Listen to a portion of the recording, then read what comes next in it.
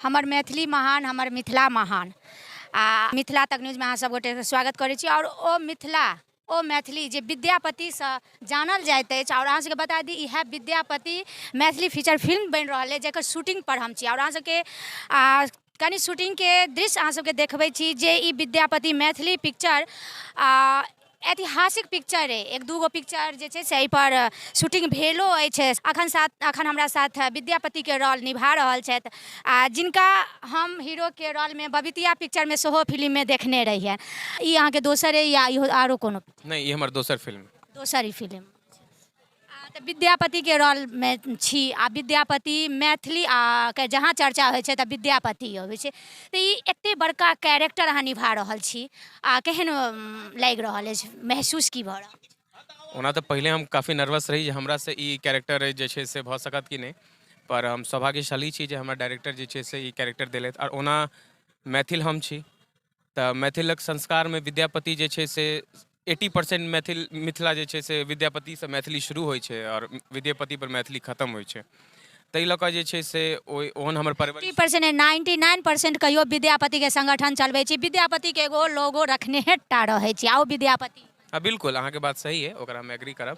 तऽ ताहि दुआरे जे छै से हमर परवरिश ओहन है जे हम बचपनेसँ जे छै से ओहि कैरेक्टरमे हुनकर किताबके पढ़ैमे जे लागल छलौ और हमरा मौका भेटल तऽ हम एकरा लागैए जे हम बहुत नीक कऽ सकब। बाकी अहाँ सबके पसंद आयत तऽ ओ रोल अहाँ अदा कऽ रहल छी, ओ विद्यापति के रोल जतऽ उगना विद्यापति के चाकर बनि कऽ करै छथि।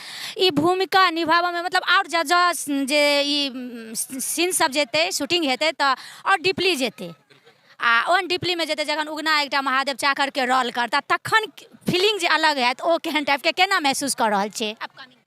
हम ई कहऽ चाहब जे ई सिर्फ उगना प्रसंग नहीं रहते। ई सिनेमा जे छै से विद्यापति जे छथिन जे हुनकर देव सिंह के सभा में, राजा शिव सिंह के सभा में जे छै राजकवि केना घोषित भेलखिन और ओतऽसँ लऽ कऽ हुनकर मृत्यु काल तक के जे छै से हमसब कोशिश कर रहल छी जे अपन जनता के जे छै से देखाबिए, अपन व्यूअर्स के।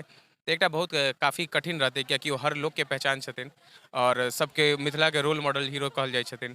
तऽ हुनका कैरेक्टर के निभाना एकटा चैलेंजिंग छै, पर हमरा लागैए जे हम कॉन्फिडेंट छी। हम बहुत टाइम से प्रोजेक्ट के पीछा काज कर रहल छी ओकरा जीव रहल छी कैरेक्टर के, तऽ हम बखूबी एकरा कऽ पायब। एकरा कते दिन से अहाँ जीव रहल छी? कहियासँ हाव भाव विद्यापति के अहाँ के कहल गेल जे ओ निभानाइ शुरू करू? कहऽ चाहब जे हम बबितिया के सेटे पर हमर पहिल बेर ई जे छै से कहल गेल छलै जकर प्रोजेक्ट बनतै तऽ विद्यापति में हम विद्यापति के कैरेक्टर करब। तऽ हमरा लागैए शायद सब चीज़ हमरा हिसाबे से छलै। बाकी एक साल से हम स्क्रिप्ट के पीछा काज कर रहल छी। विद्यापति के स्टडी करऽ लागल हन के? हाँ कऽ रहल छी। बाकी हम बहुत सारा कॉम्पिटिटिव एग्जाम के प्रिपरेशन केने छी तऽ ओहिमे विद्यापति मैथिली के तरफ से एकटा सिलेबस छै, चाहे वो बीपीएससी हो, यूपीएससी या कोनो आन परीक्षा हो।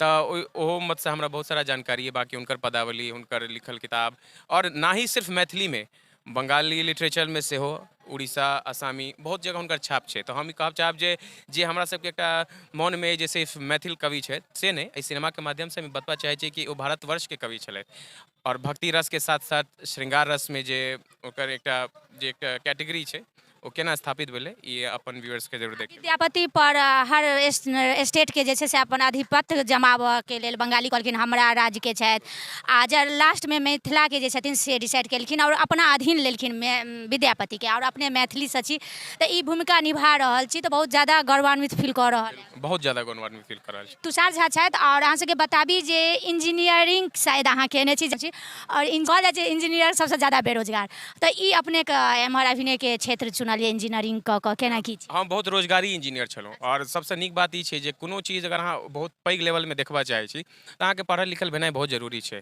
हमर सबके मान्यता रहल जे चल भाई ठीक छै अगर पढ़ाई नहीं केलहुँ तऽ दोसर स्किल छै, नहीं पढ़ाई सब चीज लेल जरूरी छै। तऽ आइ हम जे छै पढ़ल लिखल छी और कोनो कैरेक्टर के अहाँ जब तक ओ एकटा इंटेलेक्चुअल लेवल पर अहाँके पढ़ाई नहीं भेलै तब तक अहाँ स्टडी नहीं कऽ सकै छी, नहीं तऽ अहाँ सब ओहि कैरेक्टर के जे छै हमसब न्याय नहीं दऽ सकबै। तैँ एकटा रोजगार इंजीनियर होइके नाते हमरा एहि परिवेश में जन्म भेला, ई मिथिला भूमि पर जन्म भेला, तैँ हम ई कैरेक्टर कऽ पाबि रहल छी। तऽ हमरा लागैए जे औरो लोग बहुत सारा छै जिनका ऊपर बहुत सारा टैलेंट छै अपना मिथिला में अगर एना सिनेमा बनत रहले, प्रोडक्शन हाउस एना चलत रहले और अपन व्यूअर्स जे छै से एना बढ़त रहले, नीक कंटेंट हम देबै तऽ हर घर में एकटा कलाकार छै, हर घर में एकटा विद्यापति छै। अच्छा एक भी बात करब, फेर हम विशेष बात अहाँसँ शूटिंग पर करैत रहब, लेकिन एकटा ई बात पूछब जे हीरो के रोल अदा करै छी, बॉलीवुड हीरो छै, हॉलीवुड छै या साउथ इंडियन हीरो सब छै, बहुत आगाँ बढ़ि रहल छै, तऽ की लगैए फिल्मी भोजपुरी हीरो सब देख रहल छै कतेक तहलका मचा रहल छै, तऽ ओहिमे मैथिली हीरो या मैथिली स्क्रिप्टेड लिअ, फिल्म लिअ, गीत लिअ, पीछा लागैए?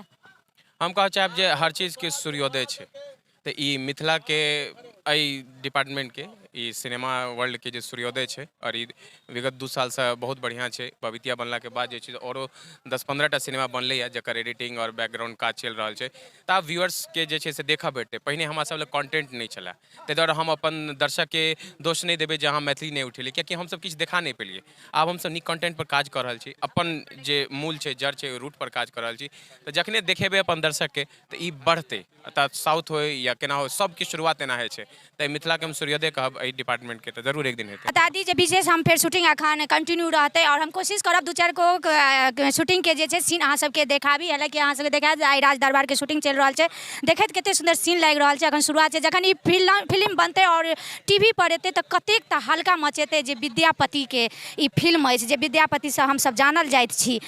देख रहल हमरा पीछा जे छै से शूटिंग देखै लए जनता भीड़ लगेने छथिन। आ फेर दोसर खबर में दोसर कैरेक्टर जे निभा रहल छथि अभिनेत्री अभिनेता, हुनका सबसँ हम बात करब और पुनः अहाँ सबके देखायब। धन्यवाद।